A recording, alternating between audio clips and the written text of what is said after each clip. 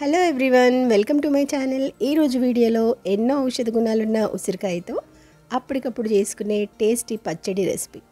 వేడి అన్నంలో ఈ పచ్చడి వేసుకొని కొంచెం నెయ్యి వేసుకొని తిన్నామంటే చాలా చాలా బాగుంటుంది. ఇంకా వేరే కూరలు కూడా అవసరం లేదనమాట. ఇట్లా రోజు 2 ముద్దలు తిన్నా చాలు, ఎంతో ఆరోగ్యం అన్నమాట. పిల్లలు పెద్దవాళ్ళు అందరూ తినేసేయచ్చు. ఉసిరికాయలు దొరికినప్పుడే మనము ఇట్లాంటి టేస్టీ రెసిపీస్ని ట్రై చేసేయచ్చు అనమాట. వీటితో నిల్వ పచ్చళ్ళు కూడా పెట్టుకోవచ్చు. ఇంకా చాలా రకాల పచ్చళ్ళు అయితే పెట్టేసుకోవచ్చు. ఇప్పుడైతే ఇన్స్టెంట్గా మనం అప్పటికప్పుడు చేసుకునే పచ్చడిని చేసుకోవడం చూద్దాం. ఇక్కడ కొన్ని ఉసిరికాయలు ఫస్ట్ శుభ్రంగా కడిగేసి అట్లా ముక్కలుగా కట్ చేసి పెట్టుకోవాలన్నమాట. తర్వాత స్టవ్ పైన ఒక కడాయి పెట్టేసుకొని దాంట్లో కొంచెం ఆయిల్ పోసేసి ఒక 1/2 స్పూన్ మెంతులను వేసుకోవాలి. 2 స్పూన్స్ వరకు మినపప్పును వేసుకొని కొంచెం కరివేపాకు, ఒక 10-15 ఎండుమిర్చిని వేసుకోవాలి. కారానికి తగ్గట్టు అనమాట. ఇక్కడ పచ్చిమిర్చితో కూడా వేసుకోవచ్చు, మన ఇష్టం. ఇంకా కారం ఏది కావాలంటే అది వేసేసుకోవచ్చు. వీటినన్నింటినీ ఇట్లా వేయించుకోవాలి. చూసినారు కదా, మంచిగా వేగిన తర్వాత ఒక మిక్సీ జార్లోకి వేసేసుకోవాలి. దాంట్లోకి ఒక 5-6 వెల్లుల్లి రెబ్బలు కూడా వేసుకోవాలి. తర్వాత ఒక 3 స్పూన్స్ వరకు నువ్వులను కూడా వేయించుకొని ఆ మిక్సీ జార్లోకి వేసుకోవాలన్నమాట. ఇక్కడ నువ్వులు ముందే వేస్తే అవి తొందరగా వేగిపోతాయని చెప్పి సపరేట్గా వేయించి వేసేసుకుంటున్నాను.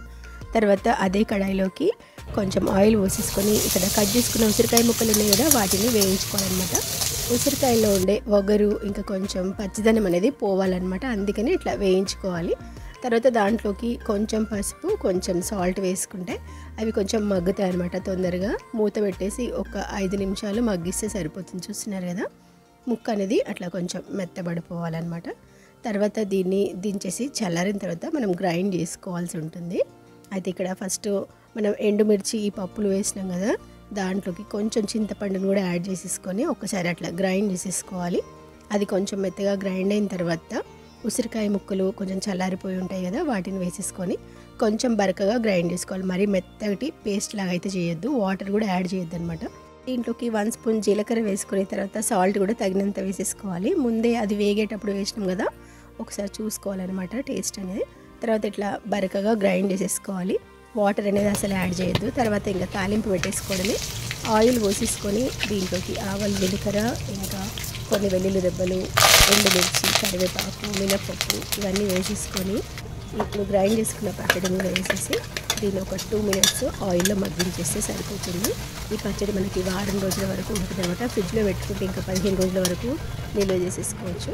సో చూస్తున్నారు కదా, సూపర్ టేస్టీ అయిన ఉసిరికాయ పచ్చడిని మనం అప్పటికప్పుడు ఇట్లా ఇన్స్టెంట్గా చేసేసుకోవచ్చు. చాలా చాలా మంచిది అనమాట హెల్త్కి.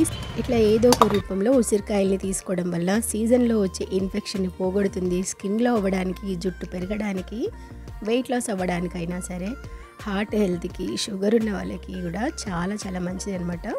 ఇంకా ఎన్నో ఆరోగ్య ప్రయోజనాలు వీటిలో ఉంటాయి. సో ఈ టేస్టీ ఉసిరికాయ పచ్చడి రెసిపీ నచ్చినట్లయితే మీరు కూడా తప్పకుండా ట్రై చేయండి. అండ్ వీడియోకి లైక్ చేసి షేర్ చేసేయండి. అండ్ ఫస్ట్ టైం నా ఛానల్ చూసిన వాళ్ళు సబ్స్క్రైబ్ కూడా చేసుకోండి. ఇక్కడి వరకు వీడియో చూసిన వాళ్ళందరికీ చాలా చాలా థ్యాంక్స్. మళ్ళీ ఇంకొక మంచి వీడియోతో మీ ముందుకు వచ్చేసాను. అంతవరకు బాయ్ బాయ్.